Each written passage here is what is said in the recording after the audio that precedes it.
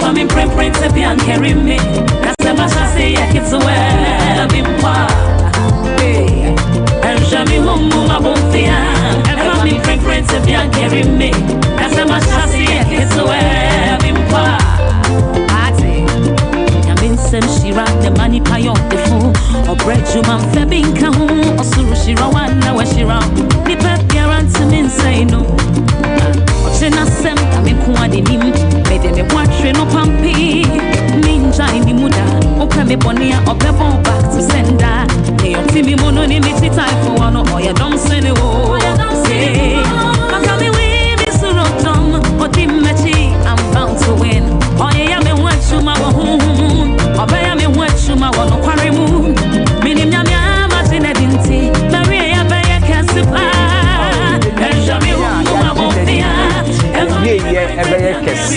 Dinah Hamilton starting the Friday edition of your morning starter or Oyerepa breakfast time. Ya mwache ya mwakwaba ya dasi bebre say no penso sorry waka na wodu TV ato Oyerepa TV. Ya bedie na asante mai esum ene Ghana man yedie enti ena ye nam. Ye bedi nkomo bebre ye bebo nkomo bebre na ye to nsa fro say unso beka ye ho adwumadie no enye kama. Medin ene Besmark Brown utimi frame BB. Mesumidi any a crazy doa. Ya kaika musese de bibi akanono. Ene omapankwa ne yahyehyɛ Oyerepa television ne pono so aye de ebesum yahwefo a ewo Ghana ene wiase amanyina eso. Ya kai musese senso de technology adarumenti Facebook no yedem anopai wo click ya wo nsato so ne YouTube no ubenya yan na wahwe ya ho ofe ya yede wa hei ene sompa yede aba yede ebesum mo ne yentena efiri sabri ko sisa nonkono ebebo apai mu ne omapapa nko a efira manyosam ekọ nwomesua ekoku ayo ekọ akwanyiye mpuntudwuma ne omahodo bebre ena yede ebrem ene enti wotwe ho kra na wahwere ne oma bebre woni ye nante 3.5 solid hours yede besom sompa ama monsomani age na ye ka Facebook no pese o he dwumade wo Facebook ay #OBT #OBT eno ene do be koyem page na dwumadi ayeye na no pay so wetimi ahwebi. We also live on YouTube #OBT emare mfi se obetimi do messages aba na wo de wa not yon komo twetwe mu ebi wo de ba wo de fire WhatsApp line no so ne akenkan e de ama 0322 497 263 0322 497 263. Later on in the show, your baby phone lines no and by voice what about joining na won so watch wadwene e wo issues ahodo a etwaguo enkomo bia koso e wo enkran enra na consultative dialogue on ending illegal mining e ba na wieye the ba na wieye no mpadimfo kruche ensem de gu enkrata so about 18 recommendations and anopay e bebo wram na yahwe. What were the conclusions and recommendations being a consultative forum? How do we end illegal mining? We'll continue with that discussion this morning. But one to hear the Ania Catcher said European Union, EU, Omwaka say I hear Ghana cocoa, Ombe bane, cocoa free Ghana, Eco EU, I hear Ombe bane, Adentia, almost say illegal mining, any child labor, Equoswo, Ewo cocoa growing areas in T, Anya near Babe ban. Ghana cocoa echo European Union countries no and I no pay so ye be di sound common and Dr. Abu Sakara kane from Katuni ema CPP amanyo kono na yahwe sene issue no nyina etie ano pay enkomo no de edo so bebre ye de nyina na ebrel ewo OBT so motivational messages ne so ebeba eno echi ye de Ghana tesen ebebrem ne ye be ko mpotamo ensuo sam ya ahadwene ewo nkro ahodo ni bi eso amanfo ni bi esu e de akire yen tie beko na ye de mfoni ni nyina so abrem eno echi nkomo no de eba nyina ye kai mo say nya de ye be ye ni e de afiri so eto fomo a tese pane ato fomo no ye betia so na ye ma ye tiefo ni ahwefo nyina so aso atibi na bibi asem bi abeto dwa ye say enura Nigeria abatan a omoma ekotro wasin sohwe afi etwa mu no enipa enya 8A so mo subjects na omo ye na eye enwotwe eye beye ahanan ene edunwotwe ye the correct figure ne beba yetena ase a 595 Ghana for enya beye ahanan ne akire ama Nigeria for de ne 8A ne kakra bia me no so aspake ebufuo wa wofuo mu e wo ho se omo ntia se so man omo so omo kra de omo hu Ghana man se eye state ente se country te se omo de no na Ghana timenya 8 students over 400 nya de omote ase ni nyina ho nkomo out of 495 8As Ghana nya 411. Wow. Na che so ti free man Nigeria for the na kakere bi. That's quite impressive. But it also tells you one thing, say Africa hano your concentration na ye good grace. Kochro ni good grace. Question is enkoda dodo a enya 411 8As no anya bia womu eba practicals ade no musua ye eba practicals o betimi aya na anaso musua gu omonsa ho nko a, and it really speaks to the issue of kwanya ye fa so training yenkoda e wo schools mu. But it is an impressive record, and I was say ye bo Ghana emabunu a wo mu koye say exams ne bo ma ba so teacher for a tete nkoda no prepare wo mu so congratulations ni bi eko edema mo pa nti Ghana ya te de ye bo bi na ka Nigeria be share bad share dey so etimi twa wo sanete omo nti ase omo population no ye be ye de ni mpimanim nanso bo wo yi ye kwa na ye de omo ati kwa twitwiri fom afi de ye kwa de atiese ngumesu omo se no de omo mpene nti ye kwa ye ni mu ye bedidi nkomo na ya hwede no so ho asem be kwa kusi na ye di nkomo no ne ye kai wo sa no pen so de obo krata hodo e be adwa so nsem omo de betu dwa ye ni nyina be somo ye be do mo na ye the interviews ahodo a eka ho nyina e de abrel and no pem mi enchia Ashanti Regional Police Commander COP Kwesi Mensa Duku Chief anope ye chia wo correct officer oye heavy o na me ofa no Commander Duku me ofa no oni me ho agro kra heavy pa Commander anope ye chia wo ene Ashanti Regional Police PRO Godwin anope so chief ye chia papa me Commander me ni chia me ka kire me so Commander wonim wan ni police anka ni madwuma be wo se kura ka kire me se nka be di sofo me ho do too much me ho do pa chief anope ye chia papa ye gidi se o ho ye da se oboye chidom na oboye na of course yes so enchia Oscar Mag boutique papa wo kuma sikrom ade quality shirts quality suits e manta de bags ahodo chief we so heavy papa woni antimagi na osan kra wo kids boutique so ho enti nyempanyimfo de nko a obia benyane de Oscar Mag boutique for no pay you chairman adwuma pa more ball. It's time to get motivated, and I can't wait to put a spark in your day. Let's check out today's edition of our morning message of motivation.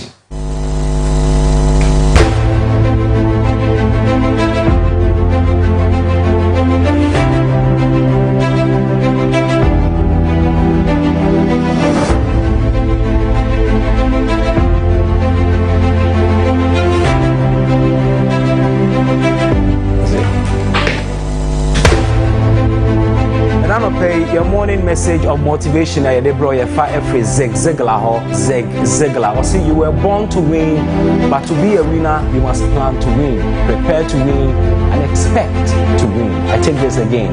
You were born to win, TSSR, but to be a winner you must plan to win. You should prepare to win and expect to win. Ziegler.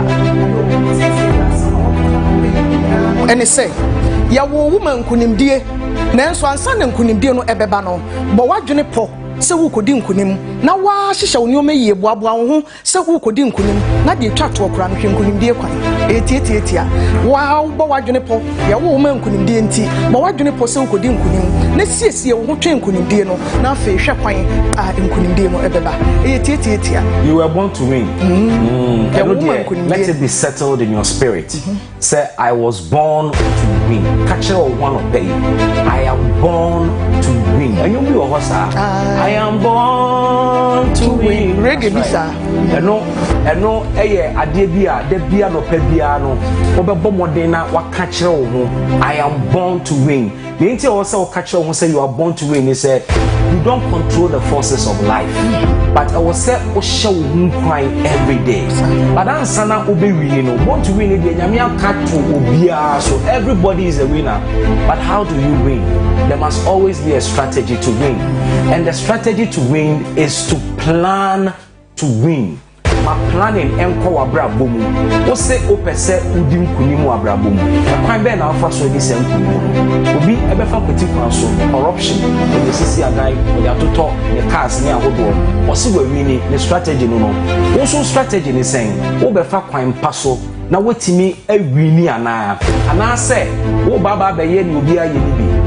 You ought to fashion out a strategy to win, and that is the only way you are born to win on beating your bed. So don't walk around without a plan. Have a plan and let it be a winning one. And that's our morning message of motivation, proudly brought to you by Bosheba Electricals. They were doing in Kanea Honiama de Oba Bosheba Electricals. Nina Ebi Ubenya Ewo Eye Bosheba Electricals. Here we are no na yenkwe ne yenkwe hese ne wiemu sakrai mu nsem ebeko weather no it is saying for this weekend eko enyina. Let's check out today's weather updates.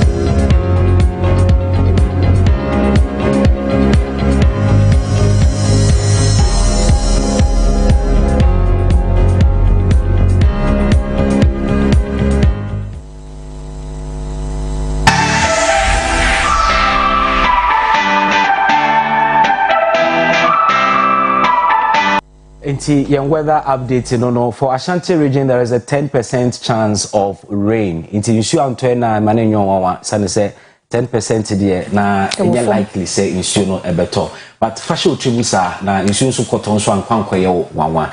That's our weather update. Ehwe send your forex market in so tie.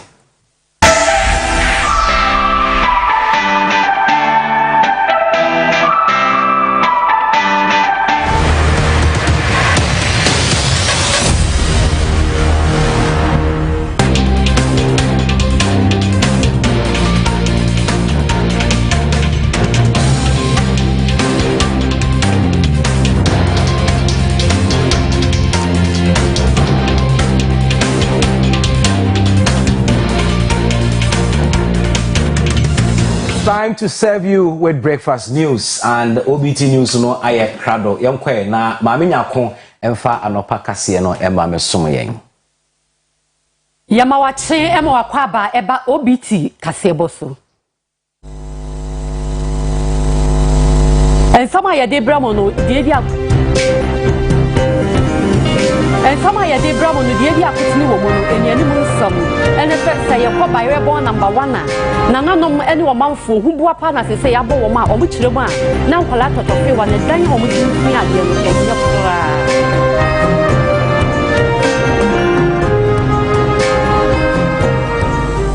ya be kwatepa ye no wa hafa no no for mensi emu eno so de fu e wato peja tatie no mu tu e kire mo se ba bia ba ye ohu yie no ebi ni ho na afi efi so eme ne wo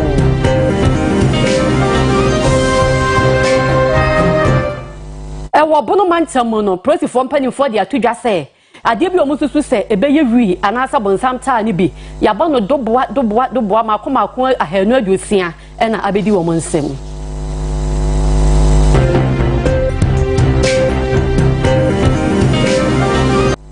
afufro bi eka we mo ho ne ye de besomo ese OBT kasebo anopai midi mame efia nyako kasebo no entwemu eni ye be ko bayre born number 1 e wa twomamponua mansim e wo asante mantem hanom na omanfo nananom ene adesuafo osu papa omasem nyina ne se enke ye se ngumasua de eno ane wo ma bi afapem ene ajapade asa odigya wo ba obi ntime ne ntwe ho manso eye ngumasua enu nti no se wo sha se de tete wo ba no na ewura ni mu a na ne yiedie mu a na wonam a okro no na so na hode kindergarten dan ye wo ho no mo no asaya ma chese akoako a Just a papa is also a man penny for through. It's a bit to me a bogun crown, so in Tinkroko school, or my yam shishawon, a church for yam shishawon, and I will phone an anonymous for a yam shishawon. Maybe any so I didn't say and whom she be conquering, and so Ukupim at one punya about one persuasion. Barrel number 3 addition or no, Sabri, Hubua and Abom, being an say cage for Dino Adani Owu at a dear. I hope be a new Uncasa H. Mr. Copem say or Marcus or Bebefino. I am Shishian Kwa. Soyana me Yamashimi. I didn't hear. A father, a Bessie Bunu, who to me, Bessamy Banocra, a Beco school Nibu. Me Bessamy, me Banocook Masin, Sook Massino. The Papa then Bacqua command me, Miss Dean, Sumesity, and Miss Mukuanina, mean to me one quatnacola, no Kumaso. It is Regana Bice. Why? I did Bacqua, a Dimo Yaone, ye school down to Cage Dino. In fact, took of her Areho pa, and tea, yes, Regana Bice. One nimpeni for cabinet omukoye mwa nana ya opon ye barebo number 3 di kro na na kire mu se ene ne dan bebu se kire ne bebu enya dia wonim nanso ni nyina mu no entem hare aso no Ghana banhwe no meye edan ni siesie di esro man pan ani ne panfo ni MP ni si ni diase ni ministerum ye se won ye pon chaw omune ni me barebo number 3 opani Elias Mohammed akane assemblyman ne pensu ne esi school dance chire mu se ebra osi dan no ebepem sa bre nya de nsiesie bia koso na wo hwe mpanifo se wonhwe no ma omoa ansakra na adeboni bi esi ya je wo hwe aban ha kwa aban bibia ni kurom ha ya che se ye na ne ahodi na dia kindergarten for no wo mo da no se se na efa kwa ye abu ye ma ye na ekosumgu ye wa hwe achan ko na akum akwere na sa ko ye obiba ya obebe boy na kokunu nti ye be pia fa no tugu ana di komele ba twitwa bro say nke ebeye enso so ye bi nanso nka de say this assembly so anasa ban be boy no ya twa hu boni ayaye assemblyman ma barebo number 3 electoral area honorable Justin Kuma Boatin echiremu se ekurumu na brano no oyensisie wodan ho nanso se be bia de na kwakoduru no ebro wa ho oden so na ne nyina mu no ensem odi akokoto assembly nanim no nya de a watimi aye bibia fa ho enti osere se empenfo hwe no mra won moa ya ye bia se be maintain dan but ba bia duro no twa ne twa se ye bugu nti se wo hwe ya brosra na good dem ho ye obi nso ho no ma egu akira ya ba modern atumi amodi blocks ya ye pemwa anka ye benya na ye de arezi structure no esi ho ya twro ho krata akọ assembly bebre ama nananom kra ne DC yakotena se e wo ho ama wo hye mbose nka edan wom dia so ba bebo fom asi ansa kra ne ato aba no enso ye hwe ya amanoka nti ba bia dro no dia local ye ya ho de no apem ti esre aban no senka obeye mua na nko no so atimi ababe boy Oyerepa television sini barebo number 3 medine ye Godfred Enim Ewan sanfo from no ye kwa ahafano no mensi emu ewo asantemantem a omukropon no eye tepa na ho no adwadifo ye omo wotepadwa kase ni mu no enso esu pa echem sa setepadwa no ye ka amanfo afu mia hodo bebre ene bedidwa wo ho na edwom nso de wo kwotena fira no pa no nsia ekosi anwume no nsia ba bia sedwonso kawa obekwa akwaye ohuye anasa oyefom ka okwa bekwa akwaye ohuye no ebi ni honti ye ohaw kase pa ema wo mo afi efi enso mene wo ma omotu ho na mo bebre empanifo nya hwe emfa ho adwadifo ma wo watepa ho a omubinum ye empanifo enso kasa o ya wo so a wo kire se wo batepadwani mu a bibie ni ho a ekoyie ede ema wo mu ba bia oja won nan ni ho ba bia obadwunso ni ho eno aya sam kase pa de ama wo mu a ema hotena enya ni kanfa ma ema ni empo emema eno na wo kyerem se obesra ban se abameye wo mu emwa na bibia enkoyie wo de sansem wo sei eto Oyerepa TV enim wo yatapadwa kakaka ya ye ni warehouse wo dwai mu se wo bi de niam afiri ba bi se eduru bra se bra bank ya warehouse wa wo ma aboso akaka no beto bro na go se de bro hu ya de na wo mu beton ama obi firi ba bi abeto enam se ni warehouse ni nti obi koto a woni ba bi ode ba beguo se obi de force ba na se wo ja ne niam no no kwa ye ni warehouse wo de niam no beguo enti ase se enya ba bi e beti warehouse wa e benya bochima ada no de aba ne se ena wododo nti wo bo ana pata ba ko wawo ne bana nyin wano so awo wano so ate na busua enti wanti me fena pata na ma ne ba no enti oboya ne ba no so ahye ne dwuma to boya no akwa akwacha kwa ho eno na ama saade no aba enipa ne bo kwa ho ase enipa ne bo no kure ni nyame ani bebi ebedwon sokora yedin mi gina ho ka me kwadwon so na mababa we bepie nya fede amefe na nka me se mi gina ho dwon so aye petem tu dwon so dwaye de ade bi ha ye dwom ha papa ya ba ye pipe amaye ba busumi nsie ne pipe ye mie ye wo ahokyere e wo nsuo mu edwane so kane ne ete atechem ne nyame adom ya ba ye bi ye wie ni nyina enti ebinum so da ho awo ha mu se nsuo to na se obepie ha wutimu se ye ho kyiri ye yie afi so bola hayen obehwe sizum layo ka asen ye sra ban so womedum ye ka ne bi na se ye prapra wira na ye timi de akogum ka ne se ye ya ne ye ho kyire obeba ne wadwosuo obifiri kuma se bedi dwa otepa jeso pe pa no piano bola nyina akoto agwansa na watimi atena aton ne niema enti esra ban se zoom layo kan ka be ya se mienu osamiensan omfa madum ye kurodua mu na ye nya ahoto me be ya aseme man ye to na mo be fa idwaye ho wo hwa omo hawo de edoso nyanso no kan se ya development no chemo eso bia the whole district bia so wo hwa de bae aseme man na adwum ha no ni efom wan de so to de awntimi ntia ha na wo hwa insuo so yetu na mo ye wonsuo yetubo ho assembly tubo ha amomo ya mechanize no ya di athlete abadwum na amubu na wo yuru na omo no maka yuru na ho asem no kure edwum na wo hwa yuru na nia yesibi wo ha ase ha ba na ebendwana do me se no de wi dwana ya wi na wa de amwa nti entwunko achi na ma yetubu ye na ntinya hyase enti metu na mo se be na minimi ye edwa you name me the hardwing. My phone company. Ye kwansa mfufuro mu na atoye mantamu na ye de kasebo ne ko ye wo broni kwanta afefuke ene mpota bebra ebe Pristia Huni Valley ho nso omanfo osu papa omasama omoka ne so omokwan asai de woni ho de a chese wo de car na so asai ye den na unrui abrekro no anso so no ebewi ache no obo joint na asai bibitimi tu woka ni ma eka nko a na omo ebo ama omo sikasem nso so no akwaye wo hawa kwan no adane monchemo nkakra eno anso no omo nam so ha won papa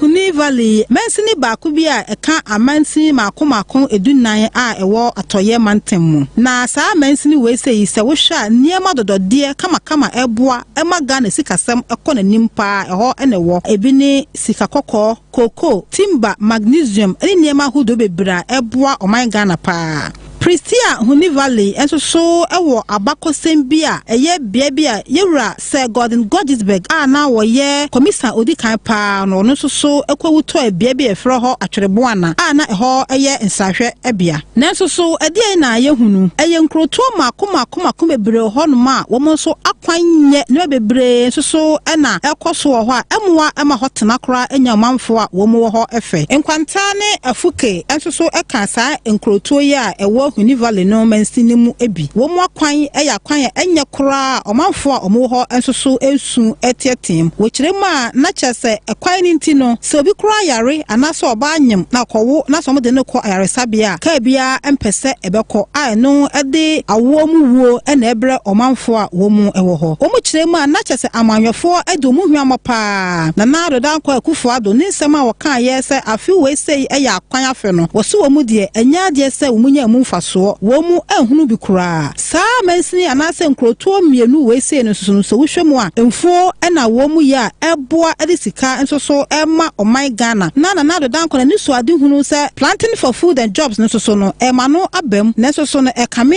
ayese o makwanti no o niso ade hunu anasa na do dan ko kufu ade hunu niso ade no entumu ememu ema wo mu enti wo da study kese ato aban enim se wo meboa wo mu ai na wonya akwan emfa ema wo mu na eniema nyina enkoyie emfa ema wo mu enam akwan na enye ninti no ema ekọ awo so a wonu baabia na watoto esansa kwan nye obenya ka ede aduru aresabia no na wo mu awuwu asukufo enante akwan tintintin na ekosuku esansa ka bia enko ka emma ode ohawo bebre ensoso ede ebre wo mu omanfo mu wo ho edo nsem eto Oyerepa TV anim bi yare ne so de ni kokoma te obedu kwemu no wewu e panu kodu hospital wonku na obi timi ni yefun potimi pon afa say do ya na so ko hospital o ba be do ya tinti yefun na say because shaking ne me no be brain tama e be problem be brain ma dwedi enko so yaresa obi yaresa le frɛ ka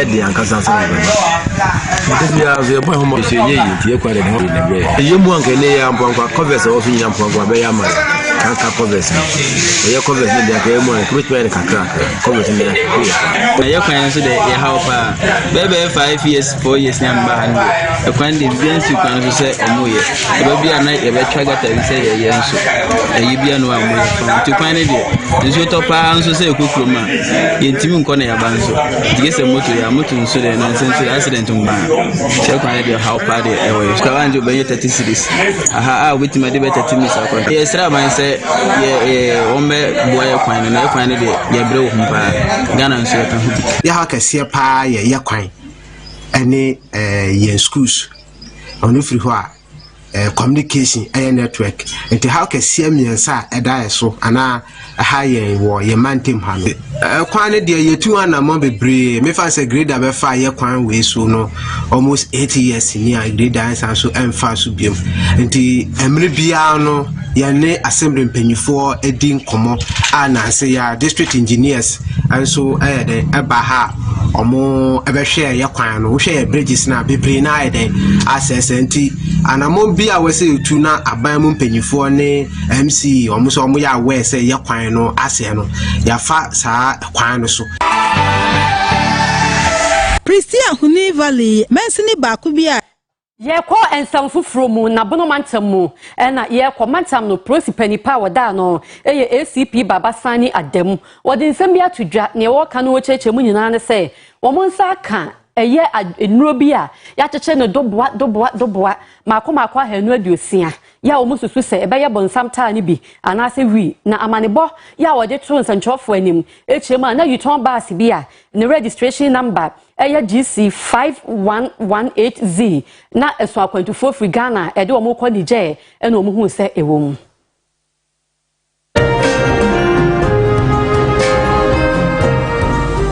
ACP Babasani Ademu ono na yo panimpa oda posisa dom no ano e wo bonu mantemu ono no de to nsentwerofo animu ano wo chese wonya ne ntiye senipa bonfo bi asuwi adi etwam eno ena nam so e ma yewura Kennedy adusai ono e crime officer e wo bonu mantemu wodi won tente ena obechi won e wo tano so Kumase ne tachiman kwantempon no emu yewura Ademu echiremu no o chiremu ana chese nipa mienu a wosusu se wodi edwabone e wo di hono womu awo yuton basi bi mu a wode efri Kumase ekonije a womu edi ene Audu Yakubu a wanya mfie aduasa mienu afei Elidu Haruna ono so anya mfie aduasa enson sankrofo yi menu kasa die wachi womu a wowo posifo kukumu a woye hwehwemu ne wo ho bi kura wi na sifi ebia womu a na de nam ho na ton ma womu na he kura no modiko enipa bonefo a wo hyaase edi dwabone no na aban ensa asonimu na emra no so ene no edi abusuafo na OBT kasia yen saka no danya ne yimu no ha na yedi AC midi mame efia nyako yedamase emammo ene hye bibi mame meraho me Canada meraho anopai se Ghana dehye nkoda yetiti o mama dachi o maba be di Ghana so na hwe school dan o mutim wo Bayerebon emra hye bedwani wo ho so de back school on kran ewie to no mo kwaye nso ho mo ne saafo ni nyina exactly ebe cho same na me ade a misuro ene se bia eda bi mframa bi bebo na dan na dwiragu nkoda no so ebi asi wo Central Region pen kamebeka ye kan ho asem omo timpotem ho esu ya obi a nko omomoa e me dan ni dwiragu ye man nkoda ni bi praye bi wuye the same thing ekoso e wo Bayerebon and people are just looking on it's here na me buza say this is na ayo mo nam na honorable e fra honorable bu okra introduce no for honorable nkan ho na omu na nani wadwuma pa ne sen omo de genchi ayo ya ne ama omu nwan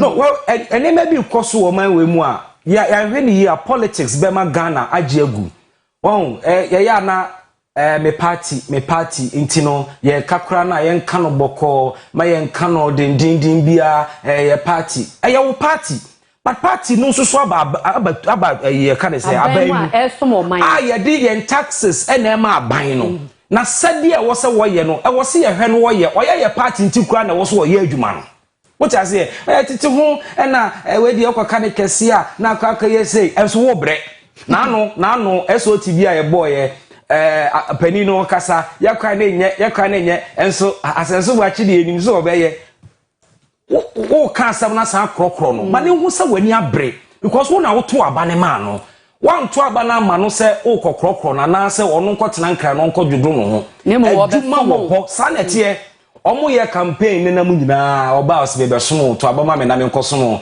na wo ba be so me na watwa me agya na emma efa ye funu na omo na makwanfon so na wo mo pon a na oso be na wo de so ye no I think that ye intimamufo na wo se ma ye ni bre we ought to know what ye hear emra shebe dani ba ho no na wo se beto aba ma na sister eya ma mo nkrokro wo mu bra me ngba mo nkrokro wo mu because what the 2 million man na wie no ne refill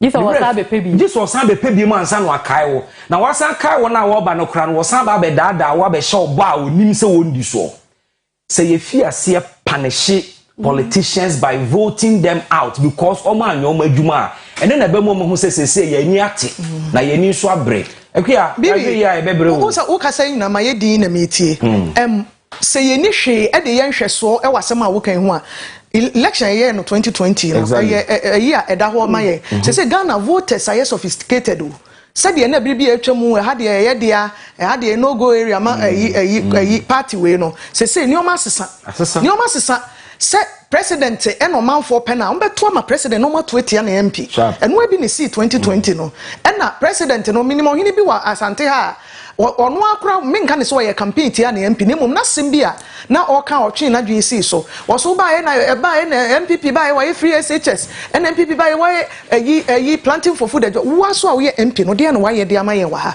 emme campaign on Akufuado free SHS awaye eno ye Akufuado tinkran na waye wo ye ne otikuro yimum ne bro no so no wo so ka de waye Akufuado free SHS de Ghana fo nyina nya bi na ye so a ye to abama awo se kosi ya nan no wo so de waye ne beka ne ye nyina so mfanto aba nya sa de a ebedu ba bi no te se de si party bi mu Ghana ha ye nyina ye nim no party no age atum se bro no we so nipa de ye no go area mame media na so nya de obepe mu nipa hwe we wi akwotro position na fe wo pa che wo se bi esi Ghana hada we wi akwotro position no wo se wa disappoint onu ane nkrofo wo hada e beto ama ntime de mi nya omo eno ni omo ne na fe wo pa che ti mo me ni na ho na ye mbie ye ni na ye demand for what is due us eno no hu beboa ye papa we are live on Facebook #OBT #OBT person who you on Facebook #OBT patch feel free na e comment enso so e wo ho no mo e man but ade ba ko ehia me ampeso ye ma me ne say share our live stream so share to wo hwe dwumadi no no share on your page na man fon so hu say dwuma pa bi e koso e wo asantememu e wo Oyerepa TV. So we'll take a break at this moment. When we're back, we'll serve you with more.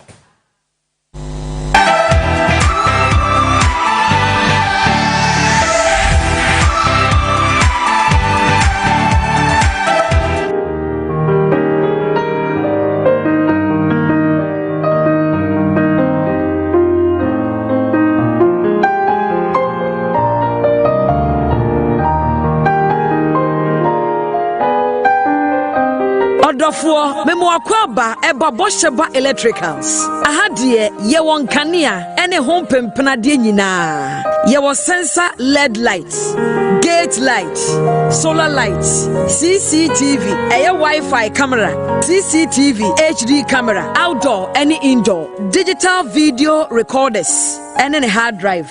Yawo CCTV cables, a free 100 meters, equals 200 meters.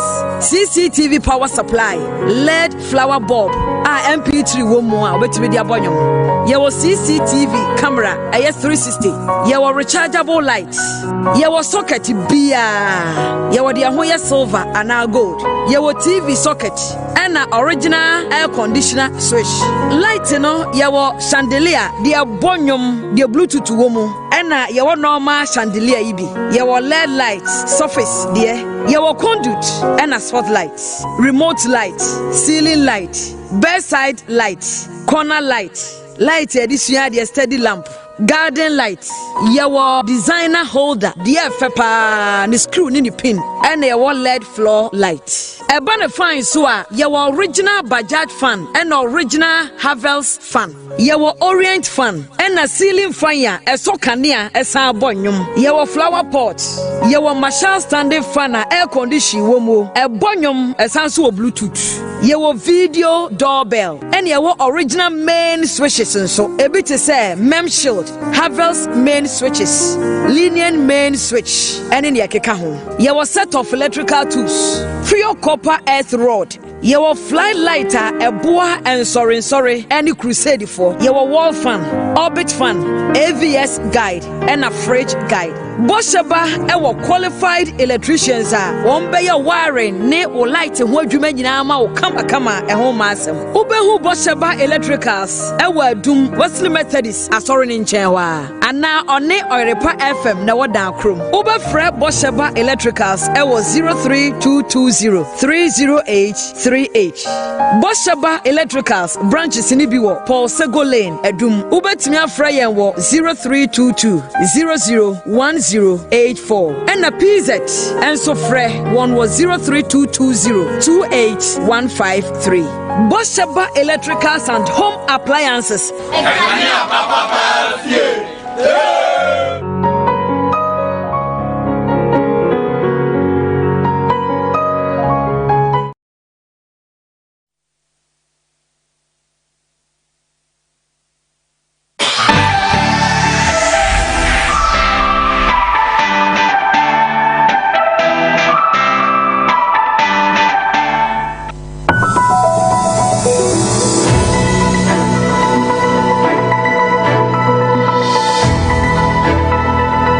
Welcome back, Oyerepa breakfast time. So, Jumedia when you go so no ha Oyerepa TV. Many thanks for joining us. I feel no joining and the na emrena so say ye no mo a chance some double krata hodo be edwa so wono ede eto edwa. You're free to comment on any of the stories go on our Facebook stream hashtag OBT, and I say you can route it through our WhatsApp line. Your WhatsApp line no at the screen so far. Nefa or reactions to headlines ebra na yenkenkan emfa emao yenko ne emfa daily graphic do bokrata no enhye ase banner headline motorway lights substandard Ghana Standards Authority na eka say wono say Accra Tema motorway street lights dia besisi ho no substandard na che say enye papa enche na say na eno Ghana Standards Authority omo ne adwumaku a omo ensure standards intino wono assessment no omo hunu say some motorway street lights ni nyina no substandard at a daily graphic double krata no animu anopay apply anti-galamsey laws rigidly consultative dialogue na enra na jumedi ni nyina eba na wieye na 2-day forum na omu wieye no mpanimfo a ekwadwendwen galamsey any illegal mining ho no assemba ko a efi mu a de meka se eno na the umbrella issue enforcement ene omo kan omo se emra no yenhye yenye adwuma keten eno eda daily graphic double krata no animu anopay Jan Appington wants broadcasting bill passed, and I have also advocated for same na yatese information ministry enso ba be ye ne natural lands and natural resources ministry ayeni bi na omo so ma sort of a consultative dialogue around the discussion of a broadcasting bill. I was here when he passes and a bit me a sanitize airwaves at a daily graphic double krata no animo penny and an akanena a media commissioner or that ano and wonsome and a daily graphic double krata no anymore any fee. Ghanaian Times double krata and a yedru saw a day photograph of the Minister of Lands and Natural Resources Abdullahi Jenapo Efuni ena aba final day of national consultative dialogue on small scale mining, indeed illegal small scale mining. Mana headline Galamsey Kanka is national emergency. let's resolve it to end no and stakeholders no ede ato edwai honsem eda Ghanaian Times the obokrata no anymore. Yankwe Union for Daily Guide obokrata no bana headline Nana picks 18 deputy ministers na yatwan ache Samuel de mampani awie na why no consultations nyina awie wode edin edumotwe ababeto edwa wono ekwakoye asoafo abedi akire ama wono a womo ewo office yi deda na womufoni ena edahe. Congratulations to all of them. Almost will go through the process. See, like I say, Parliament is also on recess.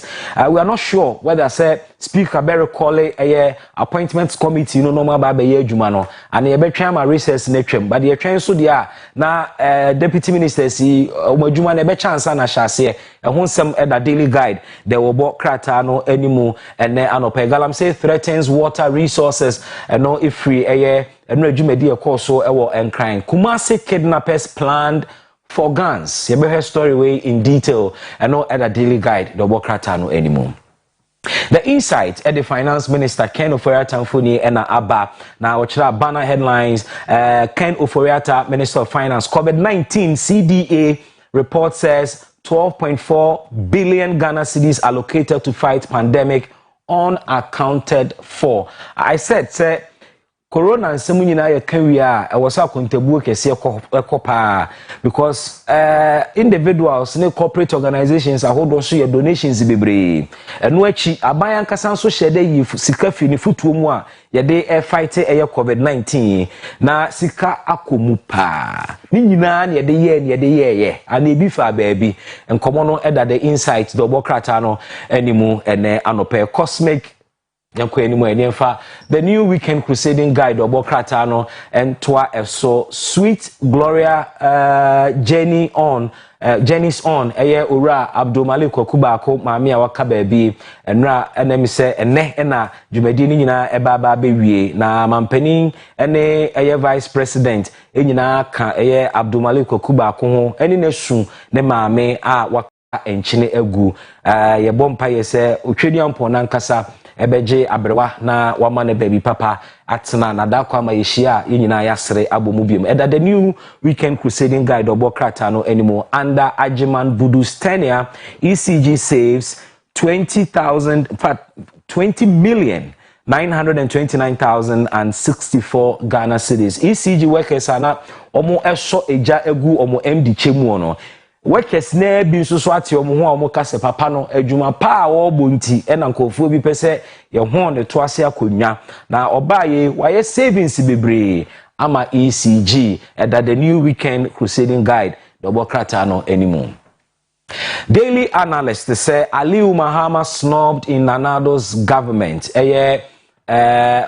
mampeni kane mampeni abedi akire a wanya ne ba bi ko ne ba a wote asese oyemra hye na akwakoba se ye bobodi ye pe deputy ministers ni ministers na manfo hwe ni sanka adwuma ne papa be ye de na wo sanka ye fa ne side na nka de ne ka ho bi na so far ye nti din what we don't know ne say mampeni we wie appointments ni nyina na se owie ye bi ana enam kwanso ba but daily analyst the bokrata no anymore. We will resist military oppression like youth as soldiers go on in fact rampage and beat journalists. And Chado is one of the plush areas one can say a developing 10 what's I say ya botchere wa ne bo ahwa udu ti ne bepem dan na enra mebu de wo sampotemu ho etom hugu montene so almost say asrafo jiwo monsase encroachment ene ekoso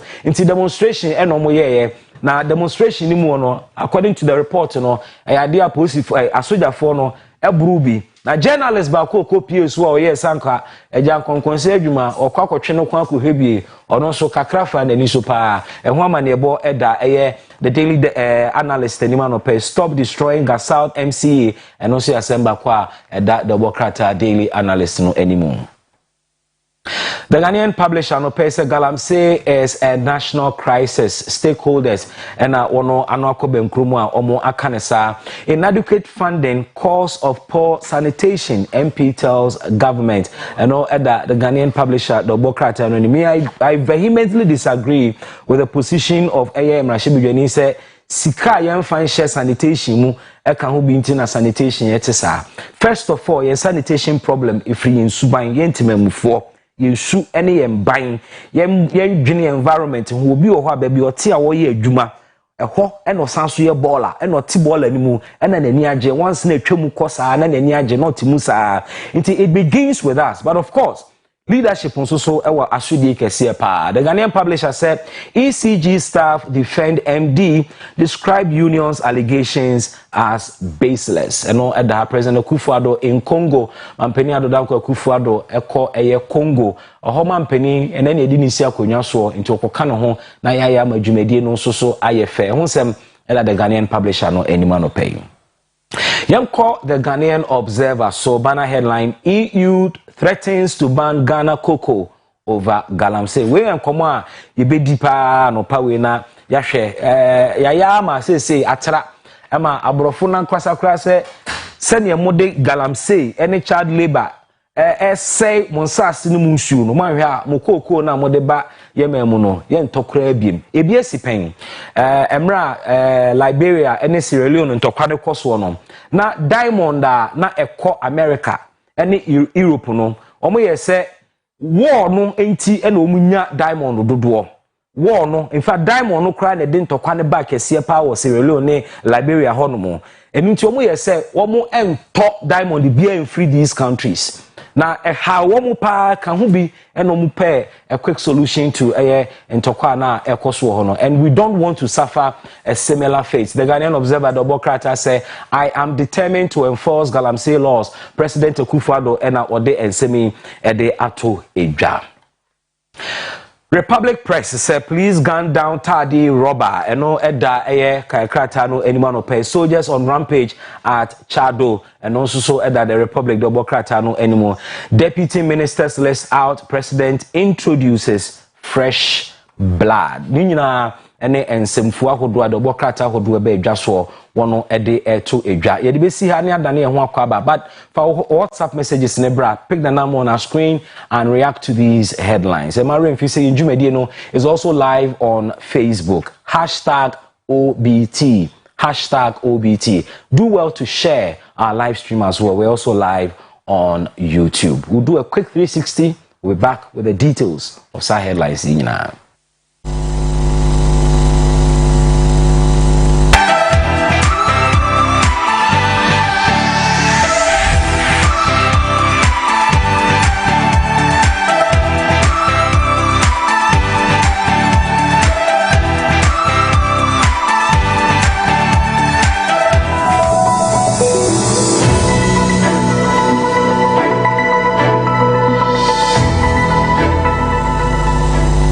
Welcome back. OBT near Oyerepa breakfast time.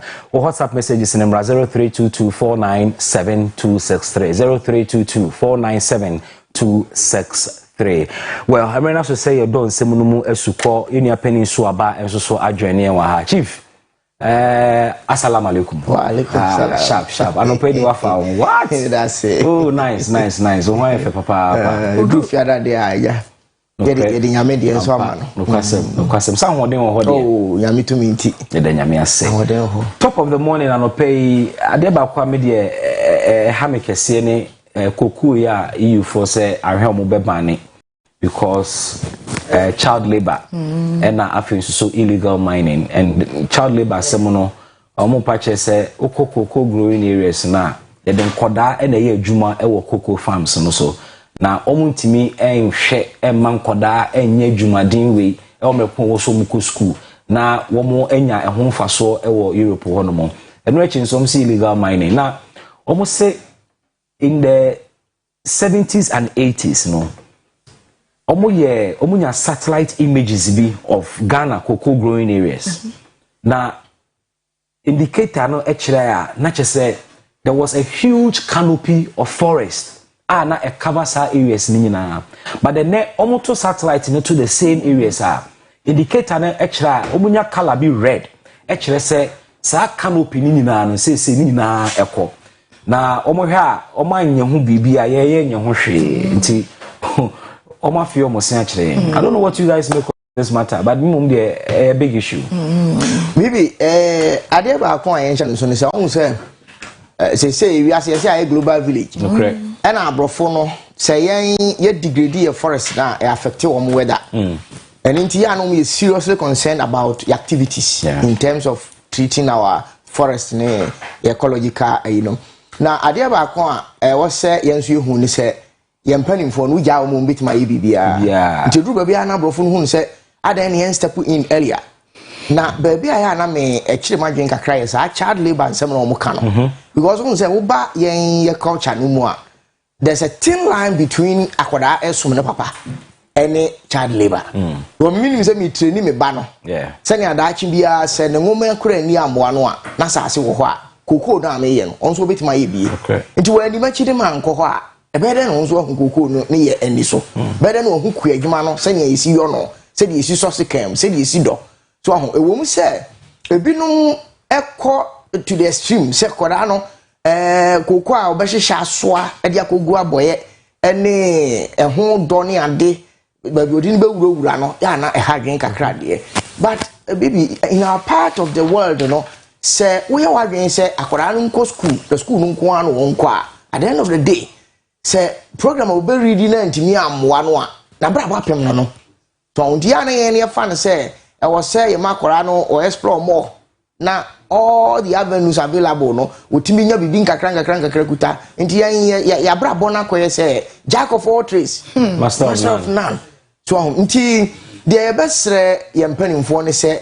in fact abrofo no ka degradation of our environment there of serious concern and all observe watch it because you can no me somewhere around 86 na ma wie form for na meta ko inche nom ne asankragwa area ho na fe fa wasamemu ni ade o ko na hwe from I am free through wasakropon to body area na left and right no typical rainforest and antisabio and na edi enya kese fi say na ni de ya dwen so garam say etu enya bibi kakra ntino yentu. At the end of the day, see two nina my forest nina say that's as nina sa daily. That is the question I ask. Maybe me fa kakra nka de so abaka no ehu. Em say baby abrofo ne hawo kese ankasa ewo. Eye awofo no adwuma ye de mankwara ne ye no school no ye no ne afrim. Say wo de wo ba beko say na yetifie ye maame no me ye so abola. Ye bojam ye twitwi nkukuom ene de keka ka ho minimo bi ha wo se ne maame ma ne ye adwuma dodo wo mekwa report o child labor da de me fam ofia ha ene wo se wa we didi chance mu na fa plate basic sink me twitwum no child labor ene ye de ye se de ane kan ye na de ye ka no no se me ye sure me kakakra de afo de so abaka ye ne so ne se abrofo ne how pa no eye se ye de ye ni esi kwaye ne so no ena ye disadvantage mofra no akwala ne be ko school na ukoba anye school yi ukoba anye sika ya na abepe ene ne sika no ho dadade ya ho adwuma preko na eto aso na so anya kra okone nam school ni mu na se owie na se tre na ani amoa no se de waka no na se kwaye no no pa eno asa abofra ne de ne ho ebehye na asotwe na omo de beto wo no omo be so omo de ye punishment o in a way no so omo anto ye kokoo na omo so be safa esan say ye ton de ma omo a omo ne koye ho adwuma de ne omo frafra san de breyen eme ye to nti de o to ameto na de o de koye adwuma enya ye nyina no ye visual cycle e kwa na sentwa e de ababesi nti ye me ani nkoso na ikwaye ne de nya de ayebetumi enjai na emo enhyehye ye da ho no o ba wo do ba ko sko me nyi ni se bibie ni wa wa ya de a eboro so a wuntimi nya ho adwuma na ye ma mofra ni nko school no na afi ikwaye ne so ho adwuma na on the issue of child labor no what research has established in say enye awofo ne manko na ya ebi kwa ko hin han nipa ni bi fi baby ye ton koda ma wo mo koye adwuma se na obi hunu wo afran place ni honko ne ba no ye nkwa homa no so na ye ne doctor Abu Sakara Foster Indi Nkomo, or a founder National Interest Movement, and he has thoughts to share with us on this particular subject. So welcome brofo inti we na minua baikuya de akọ yakan kasemu e dia Dr. Abu Sakara, many thanks for your time and good morning to you. Good morning. How are you? I'm very good, sir. How about you? I'm well, thank you, and yourself. And good morning to all your listeners. We appreciate your time today. It's been a while. Good to hear your voice. Yes, indeed. Is the line clear? Say again? Is the line clear? Very, very clear and loud as well. Okay. I'm sure you have monitored this disturbing report indicating that the European Union has threatened to ban cocoa from Ghana, and their reason has to do with illegal mining and child labor. What's your initial reaction to this story? I think the first thing is that this is a news report and not an official press statement release that we have read to understand all the intricacies of it. So that is one point. So we should get more details about what exactly that entails. The second part of it is that where such issues are concerned and the impact of it is pervasive, not just on certain echelons of the society, but right down to farmers, then we have to review the impact of those decisions in the context of one, what is the objective? The key thing here is to ensure that the environmental damage is contained and that we farm sustainably. That is principally for our benefit as well as other people's benefit. So nobody is disputing that such a decision will be helpful in ensuring that we farm sustainably and we control damage to the environment. Where I have a problem with this is that we ourselves should be proactive in ensuring that this happens within the context of our own sovereignty. Because it's for the benefit of our people that we're making that decision, not for the impact and the benefit on others predominantly. So this is where we must look at it critically, because if we allow anybody to sort of put any kind of sanctions, and indeed these are sanctions, and those sanctions are not targeted to decision makers but affect ordinary farmers down the line, and they can be done indiscriminately, then we are setting a trend that can have impact for the future. And the reason we say this is simple. Most of those farmers, if you're talking about timber, many of those farmers living in rural areas don't even have tables and chairs made out of furniture that they sit on. So they're not the beneficiaries of this timber. The main beneficiaries of those timber are the people sitting in luxury settees and beds, etc., in their houses outside this country. So the issue here is, to ensure that when you take such a decision, it does not affect the ordinary people who are powerless in the situation. You should rather be targeting the powerful people and ensuring that those restrictions affect strictly them. Is it your considered view that this targets the ordinary farmer? Because I'm looking at, it appears to be a two-pronged approach, that to the extent that if we are unable to export to the EU market, at the top, we'll certainly feel the brunt, and also at the bottom, we would also feel the brunt. Is this not targeting, me, the policy? No, it is too broad. Are you with me? I'm here, sir. It is too broad because in that sense, what is the objective? If the objective is about the timber per se, what are the impacts on water? Is it because that water effect is localized here? It doesn't affect anybody, so we're not concerned with that, but we're only concerned with timber and the carbon footprint. And let me make another point here. At the end of the day, the impact of trees on the carbon footprint is not as big as the impact of overfishing in our seas and its impact on the sea's ability to absorb carbon and the sea's ability to maintain life. And that is the biggest threat we have globally to sustainability of life on this planet. And it is 10 times, 4 times more than the impact of trees per se. The impact of trees are important, but this global fishing, which is really being done by those people who fish off our seas, and that's not us. Are you with me? I mean, yes, sir. It's a very big impact. Why don't you do that? Are you with me? So what I'm saying is that we're increasingly living in a world where economic power is used to further the advantages of one group of people over another, even when it is a shared common good.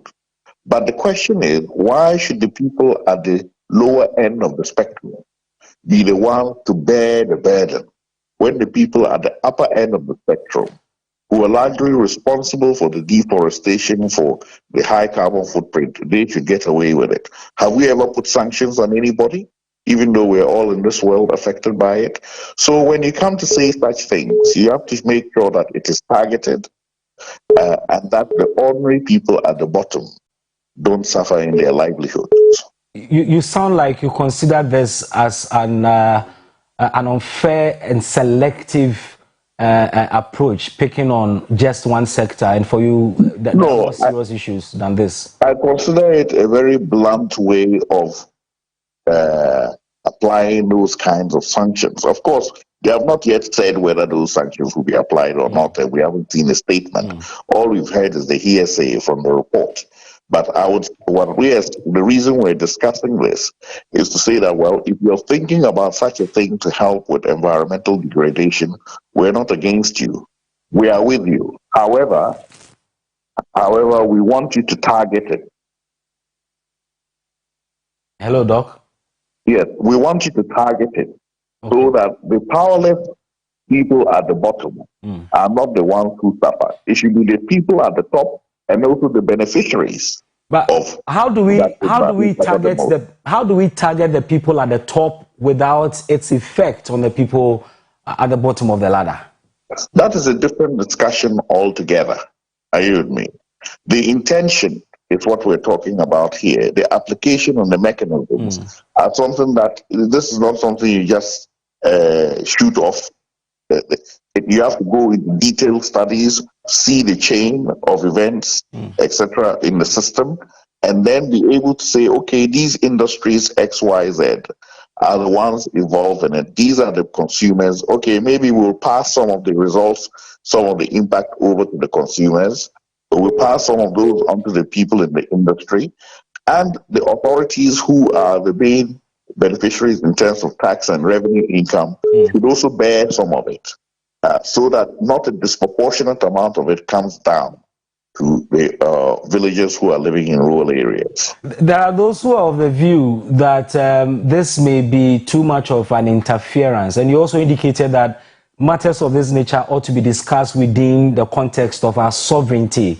Is it your considered view that this is overstepping the bounds of the EU?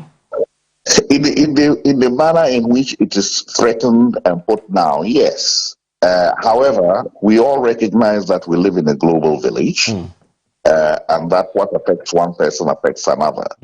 But we also must recognize that we all have a shared responsibility, and you cannot just shift the impact of such sanctions on one group of people who are the least powerful and leave those who are the beneficiaries out of the so-called punishment. My suspicion is that regardless of any form of targeting, it will still trickle down to the innocent, ordinary farmer in the bush.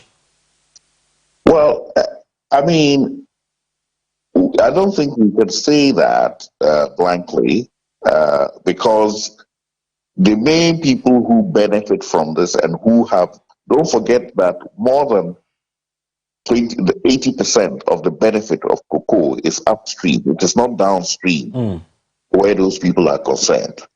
So if I'm getting 80% of the income from this, and I'm not even in Ghana, and I see that there's a measure which may affect the people getting 20%, in order to protect my profit, I may want to take some additional measures. Are you with me? That may reduce my profit to 60%, but I'll be able to respond to those interventions that are required to make it more sustainable. I may be able to inject some of the profit that I make back into the ecosystem to make it more sustainable. Because this is not just a question of don't do this. There's also an issue of if we are doing this, we should also do X to mitigate the consequences. The alternative. So it's not just a negative thing. There's a positive side of it as well. You know, and that needs to be funded. And if you leave it to the people only getting 20%, they may not have the resources to be able to make those investments. But it affects the people who are getting 80% of the profits.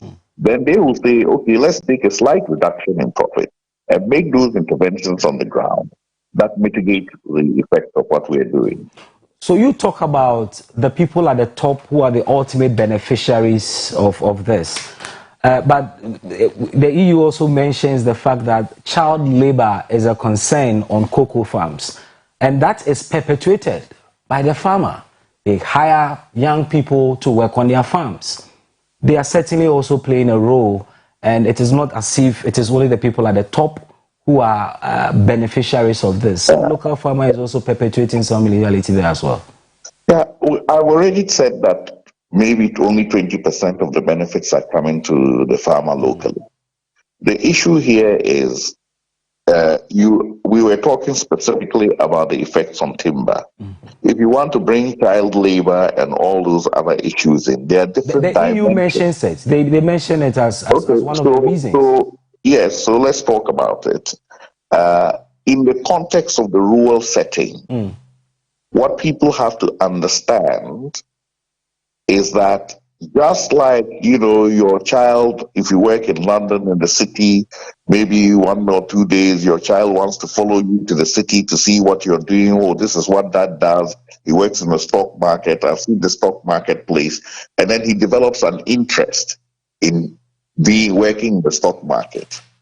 So it is, and much more so in rural areas, that the profession that the farmers practice is farming.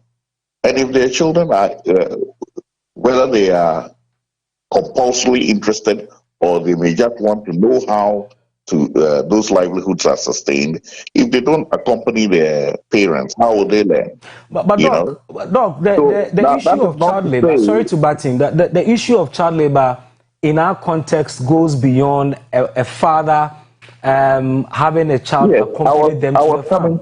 Okay. I was coming to that. Sure. Are you with me?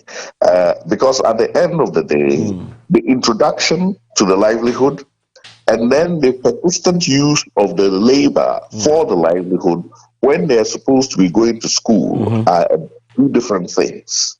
And I think in many cases, people just associate that introduction to the livelihood is child labor. That is not the case. It is when they are deprived of other opportunities like going to school and they are working in those areas. So we are looking at situations where children are traded off, like we see in Afram Plains in Yeji, where people sell children off to fishermen to go and fish for them. That is also going on in the cocoa growing areas as well. Yeah, that is now, you're talking about slave labor and child trafficking. That is yet another different dimension. So when we're talking about these things, we have to be very specific. You know, child trafficking is not child labor. Yes, the child may be used for labor. But they are trafficked to engage in labor. That's the ultimate end of it at the end of the day. The primary issue there is child trafficking and selling of children, which has a different dimension altogether and should be stopped in a different way. If we are talking about family labor on farms, that is a different thing altogether. So, you know, one of the problems we have is that people have these blasé workshops, use these terms, and then they apply them bluntly in the African setting without specificity to the local condition, the family situation. Now, that is not to say that child trafficking is not going on. It's a very bad thing. We should stop it immediately, and we should be very severe on it. Are you with me? But don't confuse this with, you know, child labor, where children may be living in family settings and they may be doing a disproportionate amount of work instead of going to school. That's another issue. And you tackle that in different ways. Maybe one of the reasons why they're doing that work is because, frankly, the person does not have the money to pay for him to go to school. So the intervention in free schooling or supporting feeding will relieve that person of that burden and they'll be able to go to school. So there are different kinds of... You can't just mention the problem without a solution. You know, and most solutions involve some kind of money and investment. It appears the EU would have to touch base with the reality in Ghana. Yeah. So that is what I'm saying, that before you talk bluntly about what you are going to do, let's draw the line and say, hey, Charlie, Chibrik Kakra, you are enjoying 80% of the benefits of this cocoa. We have only about 20%. We want to cure the problem. What are the solutions? If there are investments to be made in the solutions, then bring some of that money so we can invest in making those solutions. Very well. It's not a matter of keeping your 80% and telling us that out of the 20% we have, we must find solutions. That means we'll be driven down to 15%. So there's three things at work. First, there's the general issue of sovereignty, but I think that is something we can discuss. Then there's the issue of asymmetric power, economic power, where because you have more power than somebody, you can shift all the blame and all the cost of solution to them while keeping your profits. Are you with me? Sure. Then there's the other issue of understanding the context in which certain things are happening. Very well. So that you can better understand what kind of solutions you need. You know, we'll have to leave it here, Doc. Thank you so much. I appreciate your time and appreciate your in-depth analysis served us this morning. Many thanks, Dr. Abu Sakara, 4-star. So three things are sovereignty and economic asymmetric power and as well as understanding the concept. The context within which Sanima we now so. Tibrofo can you know today. Dear Bibi, any Dr. Abu Sakara Foster.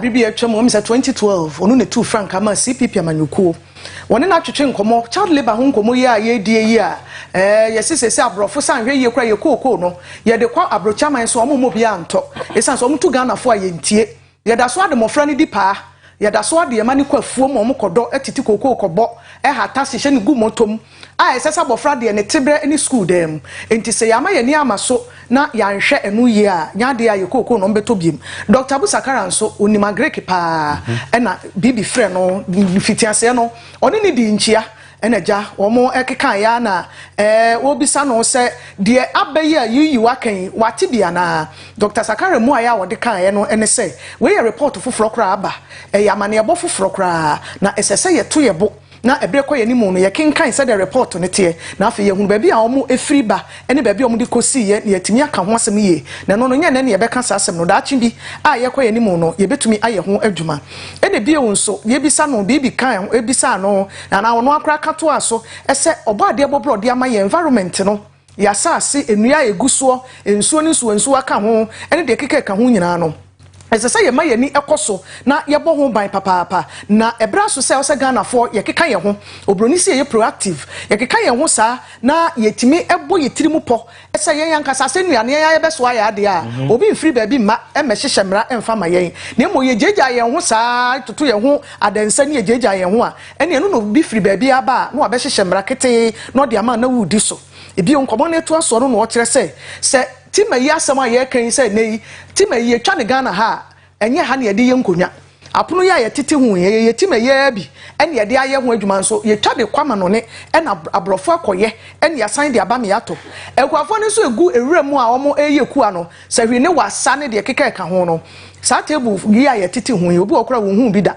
onya ne pono didi pono bia na wapada madwa bi de esi akire na wote ho yenya so a ya krachi dwuma yi yenya ne ekoto edeba obi ati table kama ho onim se de ti madua kura etie enti ebra so se saade ni nyina no ye eho adwuma ena ye kan ne se yi a abrofo yi de sa won ne ye bre yen yemfa eho sobo emo nipa a omo wo tumi mu omo a omo wo tumi mu no omo na sese yema yani ekọ wo mo so pa e wo sa kwan ne so powerful people na e wo yemu no ye no mawura kwa ya wo fom ha yi de ye no uma wani bre asu bebre no a e wo se ye wo chefa bi ye wo mu ye ne se wo ye kuani ama banko school eno de eye abatan no na ofo no asede nti esese yema yani ekọ so esa na no na bi sa no no oto aso akire mu kire se ade ne so asem ya bisi abeto ho ya dwendwene ho eso pa na esunsunsu aso ne so koba ebeso ye nsuo eso ye twanu ye a ye donkwa ye nyina tugu edi tu galamse no ho asem no akoye bibia ewo ho